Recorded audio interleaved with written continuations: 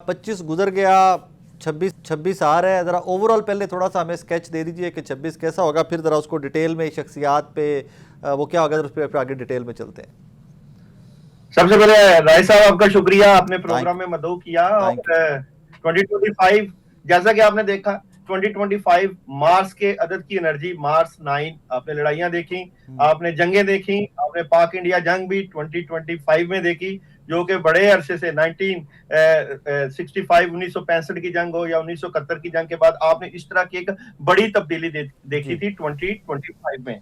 हुआ ये कि 9 जो है वो लड़ाई झगड़े, अमेरिका हो, रशिया हो, चाइना हो, हर तरफ जो है लड़ाई की बात थी। अब क्योंकि 2025 गुजर चुका है और 2026 आ चुका है, तो मैं सबसे पहले न्यूमरोलॉजी से बात करूंगा कि 2026 की बात करूं तो 1। अच्छा, ये 1 की एनर्जी अगर इल्मुल अदाद में देखें तो 1 पहला अदद है, 1 के बाद 2, 3, 4, 5, 6, 7, 8 और 9। अच्छा, 1 है एनर्जी सन की, सन है सूरज। अब न्यूमरोलॉजी में अगर मैं 1 को डिफाइन करूं तो ये निजाम अदल हो सकता है, बिल्कुल आएगा। जो लोग मेहनत करेंगे उनको उसका रिवार्ड मिलेगा, बिल्कुल मिलेगा। 9 हमेशा एनर्जी प्रेजेंट करता है एस्टेब्लिशमेंट को, और यानी कि आप उसको कह सकते हैं कि जी पावर्स को, पुलिस को।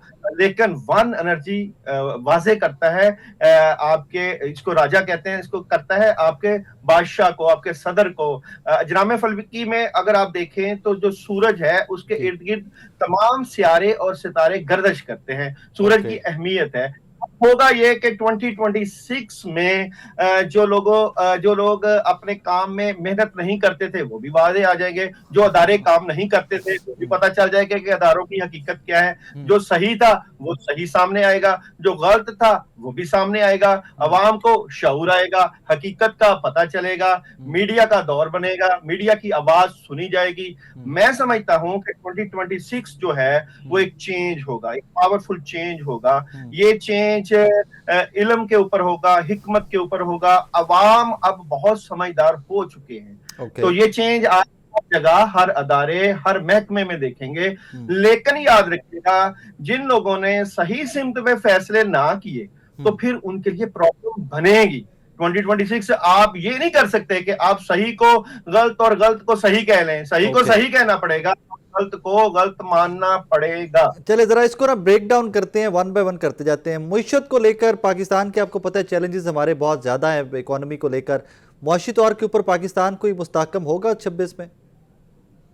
देखिए, मैं समझता हूं कि पाकिस्तान की एक अच्छी एनर्जी है। पाकिस्तान को अगर मैं 8 की एनर्जी से प्रेजेंट करूं तो 1 सूरज है। तो मैं पाकिस्तान के लिए एक खास बात कहूंगा कि अगर आप सही फैसले करोगे, और पाकिस्तानी अवाम को भी लेके बात करूंगा कि 2026 आपको क्या क्या रहा है, मैसेज क्या दे रहा है। वो कह रहा है कि अगर आप 6 घंटे काम करते थे तो आपको 8 करने चाहिए, अगर 8 घंटे काम करते तो आपको 10 करने चाहिए, अगर 10 घंटे काम करते तो आपको 12 करने चाहिए। तो पाकिस्तान को वो सूरज कह रहा है या सन कह रहा है कि भाई आप बिलाशुबा आप दूर हो हमसे, बिलाशुबा आप तरक्की नहीं कर सके, आपने बड़ी गलतियां की हैं, हमने बहसीयत कौम बहुत सी गलतियां की हैं, लेकिन आप जितनी मेहनत करते हो आपको रिवार्ड मिलेगा। तो मईशत के मुतल्लिक़ मैं यहाँ पे टैरो कार्ड की एनर्जी यूज करूंगा यहाँ पे 2026 के हवाले से, क्योंकि मैं न्यूमरोलॉजी, एस्ट्रोलॉजी के साथ साथ टैरो कार्ड की एनर्जी के ऊपर भी बात करूंगा। तो पाकिस्तान की जो है 2026 में एनर्जी क्या नजर आती है मईशत के हवाले से, तो राय साहब देखते हैं पाकिस्तान की 2026 मईशत के हवाले से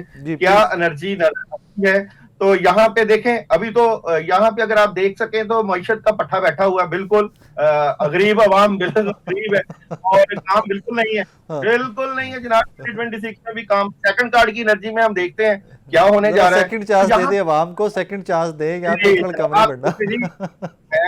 अब सेकंड कार्ड की एनर्जी में बिल्कुल मईशत सही हो सकती है। वक्त दूर नहीं है कि अगर आप सही फैसले कर लें जनाब, और सही फैसले करना हुकूमत की, राज्य की जिम्मेदारी होती है। तो राजा कौन है? मैं यहाँ पे पाकिस्तान की मईशत की बात करूं, मैं आसिफ अली जरदारी को राजा कहूं या शहबाज को राजा कहूं, तो मैं, मुझे कोई जायका नहीं है, क्योंकि 9 अदद गुजर चुका है 2025 में, और वहां पे आप 9 अदारे थे, अदारों ने अगर काम किया होगा तो फिर आपकी मईशत भी ठीक होगी। तो मैं नहीं समझता मईशत वाइज थर्ड कार्ड की एनर्जी में आपको उतना अच्छा रिजल्ट मिलेगा। या आप समझते हैं कि आप जो है अमेरिका आपको $1 मिलियन की मदद देगा, क्योंकि अब आपके पास बेचने के लिए बचा कुछ नहीं है, कोई मंजन मुझे नजर कोई नहीं आ रहा। कार्ड्स की एनर्जी में मुझे कोई नहीं नजर आ रहा। हाँ अलबत्ता अगर आपको तुर्त का पत्ता उठा के ले आते हैं आसमानों से और कहेंगे जी पाकिस्तान की मईशत आसमानों को छू रही है, वो जो छू रही है वो हम गरीब अवाम के पास जाते हैं, जनाब आपकी वक्त के ऊपर खाना पूरा होता है, वो कहता है जी मेरे बच्चे भूखे मर गए। तो मुझे नहीं नजर आती 2026 में आपको मईशत में अगर आपने वही हरकतें की, अवाम को सोचा नहीं, अवाम का ख्याल नहीं किया और आप कहते रहे कि जी अब एक माहिर इल्म नजूम के पास जाओ और वो आपको जो है वो सब्ज बाग दिखा दे।